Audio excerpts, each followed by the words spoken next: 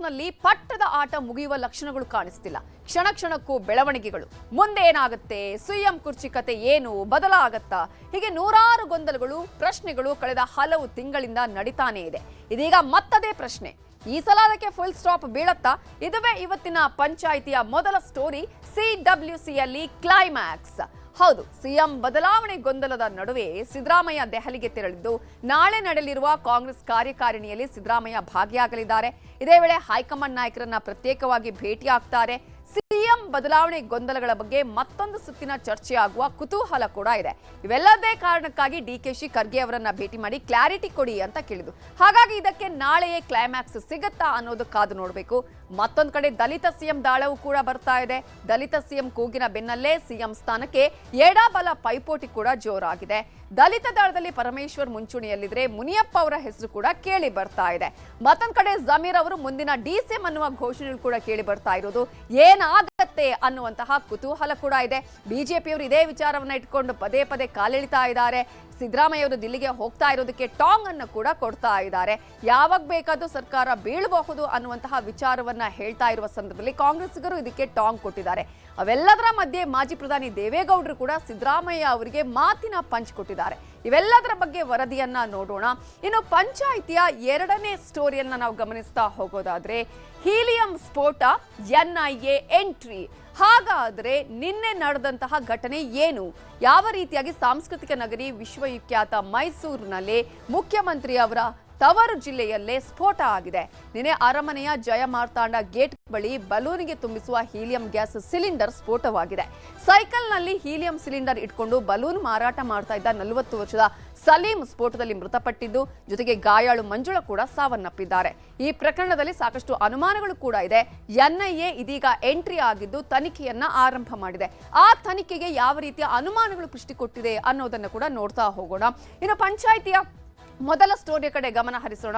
ಈಗಾಗಲೇ ಸಿಡಬ್ಲ್ಯೂಸಿಯಲ್ಲಿ ಕ್ಲೈಮ್ಯಾಕ್ಸ್ ಸಿಗುತ್ತಾ ಅನ್ನುವಂತಹ ಕುತೂಹಲ ಇದೆ. ಡಿಕೆ ಶಿವಕುಮಾರ್ ಅವರಿಗೆ ಈ ಸಲ ಆದ್ರೂ ಇಷ್ಟೆಲ್ಲ ಪ್ರಯತ್ನ ಮಾಡಿರೋದು, ಕಷ್ಟದ ಕಥೆಯನ್ನ ಹೇಳಿರೋದು ಸಕ್ಸಸ್ ಅನ್ನ ನೀಡುತ್ತಾ? ರಾಹುಲ್ ಗಾಂಧಿ ಅವರ ಜೊತೆಗೆ ಸಿದ್ದರಾಮಯ್ಯ ಅವರ ಮೀಟಿಂಗ್ ನಲ್ಲಿ ಏನೆಲ್ಲ ಚರ್ಚೆ ಆಗುತ್ತೆ ಅನ್ನುವ ಕಂಪ್ಲೀಟ್ ಡೀಟೇಲ್ಸ್ ಅನ್ನ ಈ ವರದಿಯಲ್ಲಿ ನೋಡೋಣ. ಪಕ್ಷದ ಅಧ್ಯಕ್ಷ ಆದಾಗೂ ಬಾವುಟ ಕಟ್ಟಿದ್ದೀನಿ, ಕಾರ್ಯಕರ್ತ ಆದಾಗೂ ಬಾವುಟ ಕಟ್ಟಿದ್ದೀನಿ. ಬಂದಾಗೆಲ್ಲ ಸ್ಟೇಜ್ ಮೇಲೆ ಕೂತ್ಕೊಂಡು ಭಾಷಣ ಮಾಡ್ಕೊಂಡು ಹೋಗೋದು, ಆ ಕೆಲಸ ನಾನು ಯಾವತ್ತೂ ಮಾಡ್ಕೊಂಡು ಹೋಗಿಲ್ಲ. ಅದನ್ನು ಬಿಟ್ಟು ನೀವು ಬೇರೆ ಬೇರೆ ಕೇಳೋದಕ್ಕಾಗಲ್ವಾ? ಬಗೆಹರಿತದೆ, ನೀವೇನು ಚಿಂತೆ ಮಾಡಬೇಕು. ರಾಜ್ಯ ಕಾಂಗ್ರೆಸ್ನಲ್ಲಿ ನಡೆಯುತ್ತಿರೋ ವಿದ್ಯಮಾನಗಳು ಕ್ಷಣ ಕ್ಷಣಕ್ಕೂ ಕುತೂಹಲ, ಕೌತುಕ, ಅಚ್ಚರಿ. ಸಿಎಂ ಸಿದ್ದರಾಮಯ್ಯ ಪಟ್ಟ ಬಿಟ್ಟುಕೊಡ್ತಾರೆ, ಆ ಸ್ಥಾನಕ್ಕೆ ಡಿಕೆ ಶಿವಕುಮಾರ್ ಬರ್ತಾರೆ, ಅಥವಾ ಮತ್ಯಾರಾದ್ರೂ ಪಟ್ಟ ಅಲಂಕರಿಸ್ತಾರ ಅನ್ನೋದು $1 ಮಿಲಿಯನ್ ಪ್ರಶ್ನೆಯಾಗಿದೆ. ರಾಹುಲ್ ಗಾಂಧಿ ಯಾವುದೇ ನಿರ್ಧಾರ ಕೈಗೊಂಡ್ರೂ ನಾನು ಸಿದ್ಧ ಅನ್ನುತ್ತಲೇ 5 ವರ್ಷ ಟಾರ್ಗೆಟ್ ಇಟ್ಕೊಂಡಿದ್ದಾರೆ ಸಿಎಂ ಸಿದ್ದರಾಮಯ್ಯ. ಆದರೆ ಡಿಕೆ ಶಿವಕುಮಾರ್ಗೆ ಮಾತ್ರ ದಿನೇ ದಿನೇ ತಳಮಳ ಜೋರಾಗ್ತಿದೆ. ಭೇಟಿಗೆ ರಾಹುಲ್ ಗಾಂಧಿಯೂ ಸಿಕ್ತಿಲ್ಲ, ಮಲ್ಲಿಕಾರ್ಜುನ್ ಖರ್ಗೆಯವರು ಯಾವುದೇ ಕ್ಲಾರಿಟಿ ಕೊಡ್ತಿಲ್ಲ ಅಂತ ಆತಂಕವಾಗಿದೆ. ಹೀಗಾಗಿ ಪದೇ ಪದೇ ದಿಲ್ಲಿಗೆ ಎಡತಾಕುತ್ತಲೇ ಇದ್ದಾರೆ ಡಿಸಿಎಂ ಡಿಕೆ ಶಿವಕುಮಾರ್. ಈ ಮಧ್ಯೆ ನಾಳೆ ದಿಲ್ಲಿಯಲ್ಲಿ ಕಾಂಗ್ರೆಸ್ ಕಾರ್ಯಕಾರಿಣಿ ಸಭೆ ನಡೆಯುತ್ತಿದೆ. ಇದು ಕುರ್ಚಿ ಕದನ ಕುತೂಹಲವನ್ನ ದುಪ್ಪಟ್ಟು ಮಾಡಿದೆ. ನಾಳೆ ದಿಲ್ಲಿಯಲ್ಲಿ ಮಹತ್ವದ ಸಿಡಬ್ಲ್ಯೂಸಿ ಮೀಟಿಂಗ್. ಚರ್ಚೆಗೆ ಬರುತ್ತಾ ರಾಜ್ಯದ ಕುರ್ಚಿ ಕದನ. ನಿನ್ನೆ ಬೆಂಗಳೂರಿನ ಸದಾಶಿವನಗರದಲ್ಲಿ ಮಲ್ಲಿಕಾರ್ಜುನ್ ಖರ್ಗೆ ಅವರನ್ನ ಡಿಕೆ ಶಿವಕುಮಾರ್ ಭೇಟಿ ಮಾಡಿದ್ರು. ಈ ವೇಳೆ ಸಿಡಬ್ಲ್ಯೂಸಿ ಮೀಟಿಂಗ್ನಲ್ಲಿ ಈ ವಿಷಯ ಪ್ರಸ್ತಾಪಿಸಿ, ಇಲ್ಲವೇ ರಾಹುಲ್ ಗಾಂಧಿ ಜೊತೆ ಪ್ರತ್ಯೇಕವಾಗಿ ಮಾತನಾಡಿ ಅಂತ ಪಟ್ಟು ಹಾಕಿದ್ರು. ಹೀಗಾಗಿ ಮಲ್ಲಿಕಾರ್ಜುನ್ ಖರ್ಗೆ ಸಿಎಂ ಸಿದ್ದರಾಮಯ್ಯ ಈಗಾಗಲೇ ದಿಲ್ಲಿಗೆ ತೆರಳಿದ್ದಾರೆ.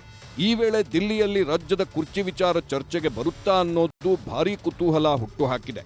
ಇನ್ನು ದಿಲ್ಲಿಗೆ ತೆರಳೋ ಮುನ್ನ ಕುರ್ಚಿ ಸಮಸ್ಯೆ ಇತ್ಯರ್ಥವಾಗುತ್ತಾ ಅಂತ ಖರ್ಗೆ ಅವರನ್ನ ಕೇಳಿದ್ರೆ, ಬಗೆಹರಿಯುತ್ತೆ, ನೀವೇನು ಚಿಂತೆ ಮಾಡಬೇಡಿ ಎಂದಷ್ಟೇ ಹೇಳಿ ತೆರಳಿದ್ರು. ಬಗೆಹರಿತದೆ, ನೀವೇನು ಚಿಂತೆ ಮಾಡಬೇಡಿ. ಬಗೆಹರಿತದೆ, ನೀವೇನು ಚಿಂತೆ ಮಾಡಬೇಡಿ. ನಾನು ಕಾರ್ಯಕರ್ತನಾಗಿದ್ದಾಗಲೂ ಪೋಸ್ಟರ್ ಅಂಟಿಸಿದ್ದೇನೆ, ಬಾವುಟ ಕಟ್ಟಿದ್ದೇನೆ, ಕಸ ಗುಡಿಸಿದ್ದೇನೆ, ಅಧ್ಯಕ್ಷನಾಗಿಯೂ ಬಾವುಟ ಕಟ್ಟಿದ್ದೇನೆ. ಬಂದಾಗೆಲ್ಲ ಸ್ಟೇಜ್ ಮೇಲೆ ಕೂತ್ಕೊಂಡು ಭಾಷಣ ಮಾಡ್ಕೊಂಡು ಹೋಗೋ ಕೆಲಸ ನಾನು ಯಾವತ್ತೂ ಮಾಡಿಲ್ಲ ಅಂತೆಲ್ಲ ನಿನ್ನೆ ಪರೋಕ್ಷವಾಗಿ ಸಿಎಂ ಸಿದ್ದರಾಮಯ್ಯಗೆ ಡಿಕೆಶಿ ಟಾಂಗ್ ಕೊಟ್ಟಿದ್ರು. ಆದ್ರಿವತ್ತು ದಾವಣಗೆರೆಯಲ್ಲಿ ನಡೆದ ದಿವಂಗತ ಶಾಸಕ ಶಾಮನೂರು ಶಿವಶಂಕರಪ್ಪ ನುಡಿನಮನ ಕಾರ್ಯಕ್ರಮಕ್ಕೆ ಇಬ್ಬರು ಒಂದೇ ಹೆಲಿಕಾಪ್ಟರ್ನಲ್ಲಿ ಆಗಮಿಸಿ ಜೊತೆಯಲ್ಲೇ ಕಾರ್ಯಕ್ರಮದಲ್ಲಿ ಭಾಗಿಯಾಗಿದ್ರು. ಈ ವೇಳೆ ಕುರ್ಚಿ ಕಿತ್ತಾಟ ಬಗ್ಗೆ ಪ್ರಶ್ನಿಸಿದ್ದಕ್ಕೆ ಸಿಎಂ ಗರಂ ಆದ್ರು. ಯಾವ ಪೋಸ್ಟ್ ಇದ್ರು ನಾನೊಬ್ಬ ವರ್ಕರ್, ಬಾವುಟನೂ ಕಟ್ಟಿದ್ದೀನಿ, ಪಕ್ಷದ ಅಧ್ಯಕ್ಷ ಆದಾಗೂ ಬಾವುಟ ಕಟ್ಟಿದ್ದೀನಿ, ಕಾರ್ಯಕರ್ತ ಆದಾಗೂ ಬಾವುಟ ಕಟ್ಟಿದ್ದೀನಿ, ಪೋಸ್ಟ್ ಅಂಟಿಸಿದ್ದೀನಿ, ಕಸ ಗುಡಿಸಿದ್ದೀನಿ, ಏನೇನು ಬೇಕೋ ಕಾಂಗ್ರೆಸ್ ಪಕ್ಷಕ್ಕೆಲ್ಲ ಮಾಡಿದ್ದೀನಿ. ಸುಮ್ಮನೆ ಬರೀ ನಾನು ಬಂದಾಗೆಲ್ಲ ಸ್ಟೇಜ್ ಮೇಲೆ ಕೂತ್ಕೊಂಡು ಭಾಷಣ ಮಾಡ್ಕೊಂಡು ಹೋಗೋದು ಆ ಕೆಲಸ ನಾನು ಯಾವತ್ತೂ ಮಾಡ್ಕೊಂಡು ಹೋಗಿದ್ದಲ್ಲ. I am done every work in the party. Shamanur ಶಿವಶಂಕರಪ್ಪನವರ ಶಿವಗಣ ಆರಾಧನೆ ಕಾರ್ಯಕ್ರಮಕ್ಕೆ ನಾನು ಡೆಪ್ಟಿ ಚೀಫ್ ಮಿನಿಸ್ಟರ್ ಇಬ್ಬರು ಬಂದಿದ್ದೀವಿ. ದೆಹಲಿಗೆ ಪದೇ ಪದೇ ಹೋಗೋ ವಿಚಾರ ಪದೇ ಎಲ್ಲಿ ಹೋಗ್ತಾ ಇದ್ದೀನೋ? Yes, I am going. ಕರೆದಿದ್ದಾರೆ, ಹೋಗ್ತಾ ಇದ್ದೀನಿ. ನಿಮ್ ಕುರ್ಚಿ ಗಟ್ಟಿ ಐತಿಲ್ಲ ಅನ್ನೋದ್ರ ಬಗ್ಗೆ ಭಾಳ ಚರ್ಚೆ ಮಾಡ್ತಾರೆ. ಕುರ್ಚಿ ಅಳಗಾಡುತ್ತೆ, ಅದನ್ನ ಬಿಟ್ಟು ನೀನು ಬೇರೆ ಕೇಳೋದಕ್ಕಾಗಲ್ವಾ? ನಾನು ಅದಕ್ಕೆಲ್ಲ ಉತ್ತರ ಕೊಡಲ್ಲ. ಇನ್ನು ಕಾಂಗ್ರೆಸ್ನಲ್ಲಿ ಪೋಸ್ಟರ್ ಅಂಟಿಸಿದ್ದೇನೆ, ಬಾವುಟ ಕಟ್ಟಿದ್ದೇನೆ ಎಂದಿದ್ದ ಡಿಕೆ ಶಿವಕುಮಾರ್ ಮಾತಿಗೆ ಸಚಿವ ಪ್ರಿಯಾಂಕ್ ಖರ್ಗೆ ಪ್ರತಿಕ್ರಿಯಿಸಿದ್ದು, ಅವರು ನಡೆದು ಬಂದಿದ್ದನ್ನ ಹೇಳಿದ್ದಾರೆ ಅಂತ ಸಮರ್ಥಿಸಿಕೊಂಡ್ರು. ಅವರು ಪಕ್ಷದ ಹಿರಿಯ ನಾಯಕರಿದ್ದಾರೆ, ಅವರು ನಡೆದು ಬಂದಂಥ ಹಾದಿ ಎಲ್ಲರಿಗೂ ಗೊತ್ತಿದೆ. ಗ್ರಾಮ ಪಂಚಾಯತಿಂದ ಇರ್ಬೋದು, ZP ಮೆಂಬರಿಂದ ಇರ್ಬೋದು, ಮತ್ತು ಜನರಲ್ ಸೆಕ್ರೆಟರಿ ನಮ್ಮ ಅಧ್ಯಕ್ಷರಾಗಿದ್ದಾರೆ. ಸಹಜವಾಗಿ ಎಲ್ಲರೂ ಮಾಡಿರ್ತಾರೆ. ಇವತ್ತು ಲಕ್ಷಾಂತರ ಜನ ನಮ್ಮ ಕಾರ್ಯಕರ್ತರು ಕೆಲಸ ಮಾಡೋದ್ರಿಂದ ತಾನೇ ನಾವು ಅಧಿಕಾರಕ್ಕೆ ಬಂದಿರೋದು. ಯಾರಿಗೂ ಕಡೆಗಣಿಸೋದು ಸರಿಯಲ್ಲ ಅಷ್ಟೇ. ರಾಹುಲ್ ಗಾಂಧಿ ಅವ್ರು ಇರಲೇ ಇಲ್ಲ ಅಲ್ಲ, ಇವರು ಅಪಾಯಿಂಟ್ಮೆಂಟು ಕೇಳಿರಲಿಲ್ಲ. ಅದು ಏನಾಗ್ಬಿಟ್ಟಿದೆ, ಡೆಲ್ಲಿಗೆ ಬರೀ ರಾಹುಲ್ ಗಾಂಧಿ ಅವ್ರಿಗೆ ಭೇಟಿಗೆ ಹೋಗ್ತಾರಾ? ಅವ್ರು ಭೇಟಿ ಆಗಿದ್ದು CR ಪಾಟೀಲ್ ಸಾಹೇಬ್ರಿಗೆ, ಮತ್ತೆ ಅರ್ಬನ್ ಡೆವಲಪ್ಮೆಂಟ್ ಮಿನಿಸ್ಟರಿಗೆ ಭೇಟಿ ಆದರು. ದಲಿತ ಸಿಎಂ ಅಹಿಂದ ಒಗ್ಗಟ್ಟಿನ ದಾಳ. ಮತ್ತೊಂದೆಡೆ ಸಿಎಂ ಪಾಳೆಯದಿಂದ ಆಗಾಗ ದಲಿತ ಸಿಎಂ ದಾಳವು ತೂರಿ ಬರ್ತಿದೆ. ದಲಿತ ಸಿಎಂ ಕೂಗಿನ ಬೆನ್ನಲ್ಲೇ ಸಿಎಂ ಸ್ಥಾನಕ್ಕೆ ಎಡಬಲ ಪೈಪೋಟಿ ಕೂಡ ಜೋರಾಗಿದೆ. ಪರಮೇಶ್ವರ್ ತವರು ತುಮಕೂರಿನಲ್ಲಿ KH ಮುನಿಯಪ್ಪ ಮುಂದಿನ ಸಿಎಂ ಎಂಬ ಘೋಷಣೆ ಕೇಳಿಬಂದಿದೆ. ಮತ್ತೊಂದೆಡೆ ಸಚಿವ ಜಮೀರ್ ಅಹಮದ್ ಕ್ಷೇತ್ರದಾದ್ಯಂತ ಜಮೀರ್ ಅಹಮದ್ ಅಪ್ಕಮಿಂಗ್ DCM ಅನ್ನೋ ಪೋಸ್ಟರ್ಗಳು, ಫ್ಲೆಕ್ಸ್ಗಳು ರಾರಾಜಿಸುತ್ತಿದ್ವು. ಈ ಮಧ್ಯೆ ಸಿದ್ದರಾಮಯ್ಯ ಅರಸು ರೆಕಾರ್ಡ್ ಬ್ರೇಕ್ ಮಾಡುತ್ತಿರುವ ಹಿನ್ನೆಲೆ ಜನವರಿ 6ರಂದು ಅಹಿಂದ ಒಕ್ಕೂಟ ನೆಲಮಂಗಲದ ಬಳಿ ಉಚಿತ ನಾಟಿ ಕೋಳಿ ಔತಣಕೂಟ ಏರ್ಪಡಿಸಿದೆ. ಹೀಗಾಗಿ ಶಾಸಕರ ಭವನದ ಬಳಿ ಪೋಸ್ಟರ್ ಬಿಡುಗಡೆ ಮಾಡಲಾಯಿತು.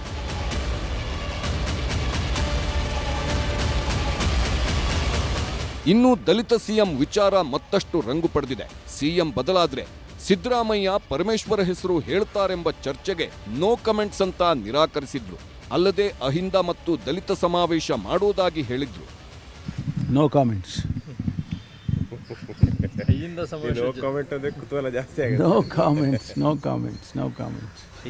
ಅಲ್ಲ ಸರ್, ತಮ್ಮ ಪರವಾಗಿ KC ವೇಣುಗೋಪಾಲ್ ಕೂಡ ಒಂದು ಟೀಮ್ ಭೇಟಿಯಾಗಿ ಬಂದಿದೆ ಬೆಳಗಾವಿ ಸೆಷನ್ಗೆ.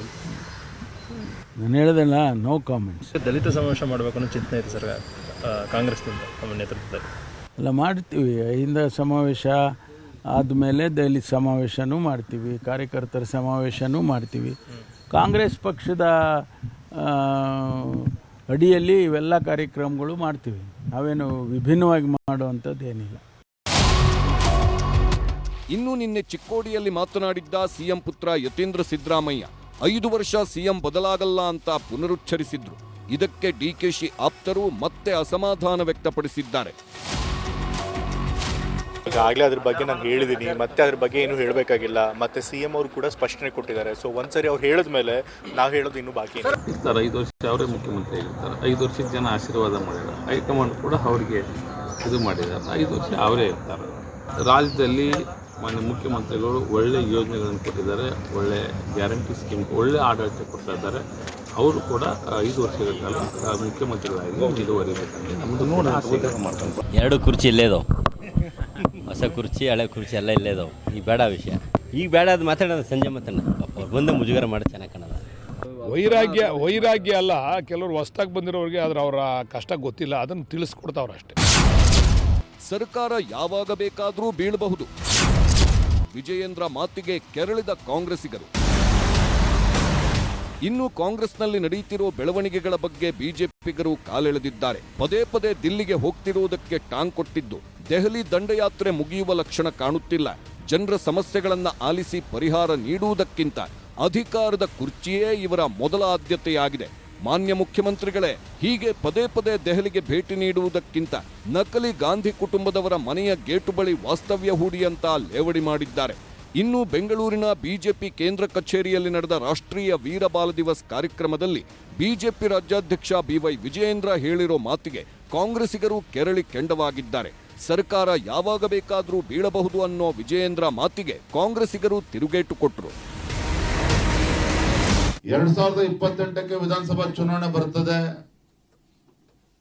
ಅದು ಅದಕ್ಕಿಂತ ಮುಂಚಿತವಾಗಿ ಕೂಡ ಬರ್ಬೋದು. ಕಾಂಗ್ರೆಸ್ಸಿನ ಒಳ ಜಗಳವನ್ನ ತಾವು ನೋಡ್ತಾ ಇದ್ರೆ, ಸೊ ಈ ಕಾಂಗ್ರೆಸ್ ಪಕ್ಷದ ಆಂತರಿಕ ಕಚ್ಚಾಟದಿಂದ ಯಾವತ್ ಬೇಕಾದ್ರೂ ರಾಜ್ಯದಲ್ಲಿ ವಿಧಾನಸಭಾ ಚುನಾವಣೆ ಬರಬಹುದು. ಆದ್ರೆ ಬಂದಿದ್ದು ಯಾವಾಗಲೇ ಬಂದ್ರು ಸಹ ಭಾರತೀಯ ಜನತಾ ಪಾರ್ಟಿ ನಮ್ಮೆಲ್ಲ ಕಾರ್ಯಕರ್ತರು ಅವ್ರ ಶ್ರಮದಿಂದ ರಾಜ್ಯದಲ್ಲಿ ಭಾರತೀಯ ಜನತಾ ಪಾರ್ಟಿ ಸ್ವಂತ ಶಕ್ತಿಯ ಮೇಲೆ ರಾಜ್ಯದಲ್ಲಿ ಅಧಿಕಾರಕ್ಕೆ ತರಬೇಕು. ಆ ನಿಟ್ಟಿನಲ್ಲಿ ನಮ್ಮ ಕಾರ್ಯಕರ್ತರು ಸಂಕಲ್ಪವನ್ನು ನಾವು ಮಾಡಬೇಕಾಗಿದೆ. ಆಯ್ತು, ಬರ್ತಾರೆ ಅಂತ ಹೇಳ್ತಾ ಇದಾರಲ್ಲ, ಯಾರ ನಾಯಕತ್ವದಲ್ಲಿ ನಡೆಸ್ತಾರಂತೆ? ಬಿಜೆಪಿಯವರು ಯಾರ ನಾಯಕತ್ವದಲ್ಲಿ ಹೋಗ್ತಾರೆ? ಒಂದು ಅಡ್ಜರ್ನ್ಮೆಂಟ್ ಮೋಷನ್ನು ಅಸೆಂಬ್ಲಿನಲ್ಲಿ ಅರ್ಧ ದಿನ ಹೋಲ್ಡ್ ಮಾಡೋಕ್ಕಾಗಲ್ಲ. ಬಿಜೆಪಿಯವರು ಅವ್ರು ಚುನಾವಣೆಗೆ ರೆಡಿ ಆಗ್ತಾರಲ್ಲ. ನಾನು ಹೇಳಿದ್ನಲ್ಲ ಅವತ್ತು, ನಡೆಸಲಿ ಚುನಾವಣೆ ಅಂತ. ಕರ್ನಾಟಕದಲ್ಲಿ ಚುನಾವಣೆ ಹೇಗೆ ನಡೆದಿದೆ ಅಂತ ಅವ್ರಿಗೆ ಅರಿವಿದೆಯಾ? ಆಳಂದ್ನಲ್ಲಿ 70-80 ರೂಪಾಯಿಗೆ ಇವರು ಮತ ಕಳ್ತನ ಮಾಡಿದಾರಲ್ಲ, ಅದ್ರ ಬಗ್ಗೆ ಫಸ್ಟ್ ಚರ್ಚೆಗೆ ಬರಲಿ. ಜನರು ನಮಗೆ 5 ವರ್ಷ ಆಶೀರ್ವಾದ ಮಾಡಿದರೆ 5 ವರ್ಷ ಒಳ್ಳೆ ಆಡಳಿತ ಕೊಟ್ಟು ಚುನಾವಣೆಗೆ ಹೋಗ್ತೀವಿ. ಇವ್ರು ಹೇಳ್ದಂಗೆಲ್ಲ ಬನ್ನಿ ಡಿಸಾಲ್ವ್ ಮಾಡಿ ಅಂದರೆ ಯಾಕ್ರಿ ಡಿಸಾಲ್ವ್ ಮಾಡ್ಬೇಕು ನಾವು? ಆ ಥರ ಮಾತಾಡೋರೆಲ್ಲ ಹಗಲುಗನಸು ಕಾಣ್ತಾ ಇದ್ದಾರೆ. ಹಗಲುಗನಸು ಕಾಣ್ತಾರೆ. ಆ ರೀತಿ ಮಾತಾಡೋರು 2.5 ವರ್ಷದಿಂದ ಕಾಣ್ತಲೇ ಅವರೇ. Party stable and strong, government is stable and strong. ಅದು ಕಂಪ್ಲೀಟ್ ಮಾಡ್ತೀವಿ ಟರ್ಮ್ನ. 2028ಕ್ಕೂ ನಾವೇ ಬರ್ತೀವಿ. BJP ಕರ್ನಾಟಕದಲ್ಲಿ ಎಂದೂ ಜನಮನ್ನಣೆಯಿಂದ ಸರ್ಕಾರ ರಚನೆ ಮಾಡಲ್ಲ, ಮುಂದೇನೂ ಮಾಡಲ್ಲ, ಎಂದೆಂದೂ ಮಾಡಲ್ಲ. ಇನ್ನು ಸಿಎಂ ಸಿದ್ದರಾಮಯ್ಯ ಬಣದವರು ಅಹಿಂದ ಸಮಾವೇಶ ಮಾಡುತ್ತಿರುವುದಕ್ಕೆ ಮಾಜಿ ಪ್ರಧಾನಿ ಎಚ್.ಡಿ. ದೇವೇಗೌಡ ಪಂಚ್ ಕೊಟ್ಟಿದ್ದಾರೆ. ನೀವು ನಿಜಕ್ಕೂ ಅಹಿಂದ ನಾಯಕರೇ ಆಗಿದ್ರೆ ನೀವು ಎಲ್ಲಿ ಬೇಕಿದ್ರೂ ನಿಂತು ಗೆಲ್ಲಬಹುದಿತ್ತು. ನಿಮ್ಮ ಮಗನನ್ನ ಖಾಲಿ ಮಾಡಿ ಅಲ್ಲಿ ನಿಂತ್ರಿ. ಇದು ಅಹಿಂದಾನ ಅಂತ ಮಾಜಿ ಶಿಷ್ಯನ ಕಾಲೆಳೆದಿದ್ದಾರೆ.